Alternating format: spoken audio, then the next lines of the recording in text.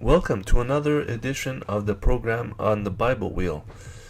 Today we're going to be talking about the continuation of the 9th century, the reinstating of the iconoclastic movement. This was the second movement. The first one was held in the 8th century by Emperor Leo III, the Isaurian, and he came to the conclusion that perhaps God was angry with the empire, and he was getting attacks from invasions from around, especially the Umayyads. And he had some natural catastrophes. There was apparently a volcano eruption in one of the islands, and that led him to the conclusion that perhaps God was angry at them, and he believed that perhaps the veneration of icons was causing God to jealousy and to allow these things to happen. So what he had done was he started the iconoclastic movement, which his son and a few generations later on they continued until Irene of Athens, the wife of Leo the Fourth, also known as Leo the Khazar, ended this movement. And her son she was co-regent of her son Constantine the Sixth, and having allowed him to reign on the throne, her son reinstalled her as empress this time, and eventually there was a mistrust, and she put him in jail. She actually blinded her own son. And now this is a drawing of Leo the Fifth, Leo the Armenian, and after Michael the Ringabe abdicated the throne. I believe it was Michael Ringabe. Michael the Second, or also called Michael the Isaurian, teamed up with Leo the Fifth and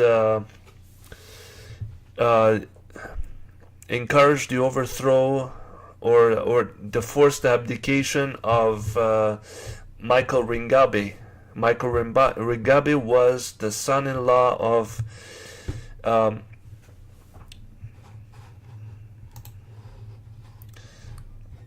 Nicephorus the First, Logothetis, but after when Leo V was installed on the throne, there was a conspiracy from Michael II, and there happened to be an evil spirit, perhaps likened unto Judges, the 9th chapter of Judges, where Abimelech was reigning, and the Shechemites made a conspiracy to overthrow him, and there was a war between them. And just like there was a mistrust of David, even though David was faithful to his father-in-law, but eventually Saul chased David throughout Israel. Now, here's what I wrote on Leo V In 1 Samuel 7, Samuel was able to persuade Israel to put away their idols, and in 1 Samuel 28 it was mentioned that Saul cut off those who had familiar spirits and wizards out of the land. Leo, being an Armenian whose land was invaded and influenced by the Muslims, was persuaded, as was Leo III the Isaurian, north of Syria, that it is better that they get rid of their idols, icons used in worship, rather than their enemies, the Arabs, invading them and doing it themselves. Leo V was aided by his companion Michael II the Amorian, but later had suspicions of a conspiracy against him. It could be said that God sent an evil spirit between them and that they fought each other until Leo died, just like Abimelech in Judges 9 or Saul in the 9th book, 1 Samuel. And eventually, what was strange is that when Michael came to the throne, before coming to the throne, Leo was killed in the church, and Michael's men couldn't find the key that locked his chains, and Leo either hid them or he threw it out. And Michael was throned as emperor. He was crowned actually with his chains on. And Constantine, the son of Leo V, as co-emperor, let me read this to you. When Leo became emperor, his son happened to be called Constantine. The name Constantine is carried on by Constantine the Great and means continual. Constantinople means the continual city, perhaps a type of the New Jerusalem, which can be called the eternal city. Even though it has been taken over by the Turks and presently called Istanbul, it certainly hasn't been desolate or a wasteland as some ancient cities like Nineveh and But when the people found out that Leo V was promising another period of iconoclasm, and his son was named Constantine, who was placed on the throne as his co-emperor, they resembled the pattern of Leo III the Isaurian and his son Constantine V, who succeeded him in the 8th century, a century before. This is a coin depicting Michael II as Basileus as king, and on the other side of the coin is moving on to Michael II. This is what I wrote, and let me read this to you. Michael II mistrusted by his companion Leo V, and Michael II, like Saul compared with David, was not that popular among the clergy and the people, but he did support the iconoclasts. Even though Michael II and Leo V conspired for the overthrow of Michael I, Rangabi, an evil spirit, as in Judges 9 and 9th book, 1 Samuel, between Saul and David, was set between each other, and whereas Michael II was thrown in jail for execution, Michael's men conspired against Leo V, assassinating him first. And apparently Michael II, I'm not sure if Leo V was also a member, but there was a movement going on in their time called the Athinganoi in Greek. And let me read this to you. Athinganoi, the Gibeonites of the 9th century. The Gibeonites lied to the Israelites to have come from far and made them swear not to destroy them. And even though the truth came out, the promise was made with an oath to God that they will be part of the Israelites under their protection in Joshua 9.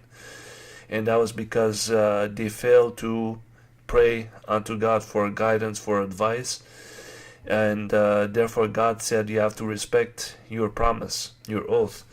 And in Revelation 2:9 and 3:9, there was a group of people in Smyrna and Philadelphia of Asia Minor, or them that said they were Jews and were not, but the synagogue of Satan. Whether the Athinganoi was literally the biblical synagogue of Satan or not is uncertain. That was because the Athinganoi was a movement in Phrygia, and from what I see in the maps, Philadelphia seemed to be close to Phrygia, but not Smyrna. I'm not sure whether or not they were this one in the same movement, but they were Gentiles who've taken on perhaps Judaic customs, or they were converts to Judaism. But in this case, I think that they had taken Judaic customs. They were Christians, as far as I know, because they were in the church. Some of the Michael II's followers were in the church, as Leo was there as well, and they killed him in the church. Or perhaps they were disguised as Christian followers. I'm not sure. But let me continue this. Those in Phrygia eventually ascended to the throne and have taken to the side of the Iconoclasts, because by practice they have adopted Judaism, or perhaps Christians mixed with some Judaic practices, because Michael II's men went to the church to find Leo and assassinated him. But even though they've started this movement of iconoclasm, the 9th century iconoclasm doesn't seem to be in the identical spirit of the 8th century, because in the 9th century there seems to be a mistrust in colleagues and hatred, and you're gonna see this further on. And despite them carrying out the iconoclasm, they had still wars all around them. The Abbasids who had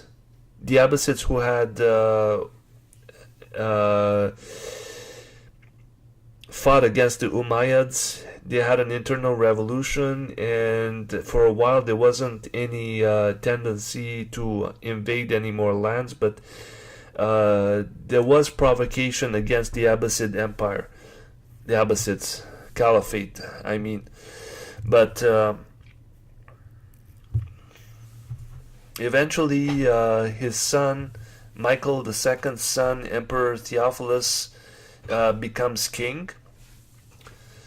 And he died out of sickness, but there were provocations against the Bulgars, against the Arabs.